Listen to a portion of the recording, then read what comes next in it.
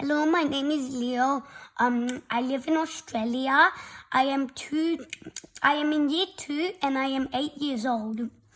And today I will be reading my first book, and it's St. George and the Dragon. Chapter 1, The Deadly Dragon. A king was strolling on his battlements one day. As he admired his kingdom, he saw a dark shape in the distance. It came closer and closer and closer. It was a dragon. Its eyes flashed like fire as it flew. It let out a mighty roar, and jets of yellow flame shot from its mouth and nose. The king screamed, "Help! Guards to the roof, now!" The dragon soared in a loop around the castle. It roared again, and a river far below dried up with a sizzle. The king's guard rushed into the roof and see what the king was shouting about. The dragon roared once more and set 5 fields on fire. The guards stared in horror. "Stop that dragon," ordered the king. "It's gonna burn us to cinders." The guards hastily fired their bows as the dragon swooped through the sky. Arrows flew through the air. Each arrow hit the dragon, but then, ping, ping, ping, the arrows all bounced off the dragon's tough scales. The dragon laughed. "You can't hurt me, but feed me once a day and I'll leave you alone." The king agreed. What else could he do?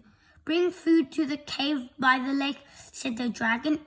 With one last roar, it flew away, feeding the beast. The next morning, the king's guards kept to the cave. They left 2 fat, juicy sheep for the dragon to eat.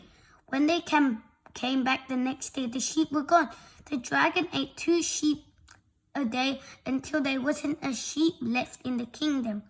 "We'll have to feed it cows instead," sighed the king. The next morning, guards brought the dragon 2 cows. As they were leaving, the dragon opened its eye and scowled. "I don't like cows.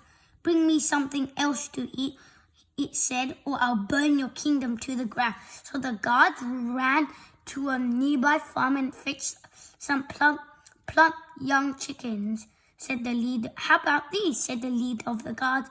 "Yuck, I hate chicken," snarled the dragon. "Bring me something else." The guards left again and came back with pigs and goats. Luckily, the dragons liked those. Unluckily, it swallowed them down in a few gulps. "I'm still hungry," it grumbled. "Bring me a princess," roared the dragon. "I want something sweet for a change. And don't pretend you don't have any princesses," it added, glaring at the guard. "I know the king has a daughter. I saw her as I flew over his castle." "Bring her to me tomorrow at sunrise," the dragon went on, "or I'll burn the kingdom to the ground." And it let out a burst of white-hot flame to show that it meant what it says. The guards rushed back to tell the king the terrible news. When the king heard the dragon's threat, he went wild. "I won't allow it," he declared, "not my daughter." "But father, I have to go," said the princess, "or he'll burn us all." The king knew she was right. With a heart as heavy as lead, he ordered his grooms to get the princess's horse ready. Early the next morning, the princess rode to the dragon's cave. It was fast asleep. The princess saw its sharp, pointed teeth and shuddered with fear. As the sun rose pink over the hills, she heard the sound of hooves. Was it her father coming to say a last goodbye? But it wasn't the king. It was a handsome knight on a beautiful white horse. He carried a long lance in one hand. When he saw her, he gave a cheerful grin. "Hello, I'm George. I heard about the dragon," he said. "I'm here to help." The princess was overjoyed. "Don't be afraid, Princess," George yelled. He swished his lance. "I'll save you." "Thank you, George," the princess whispered. "But please," she added, "could you be as quiet as possible as you ride closer, or you'll wake the roar." Too late, the dragon reared up on its scaly legs. It was awake and ready for a fight. George to the rescue, Chapter 4. George whirled around to face the dragon. Flames shot out of its nose. They licked at George, but he didn't move away.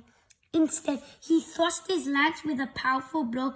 It should have skewered the dragon right through, but this dragon's skin was as hard as diamonds.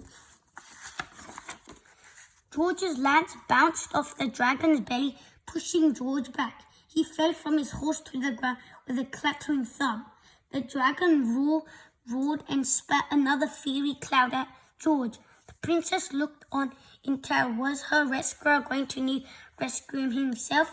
George started to stagger to his feet. He reached for his lance, ready to charge again.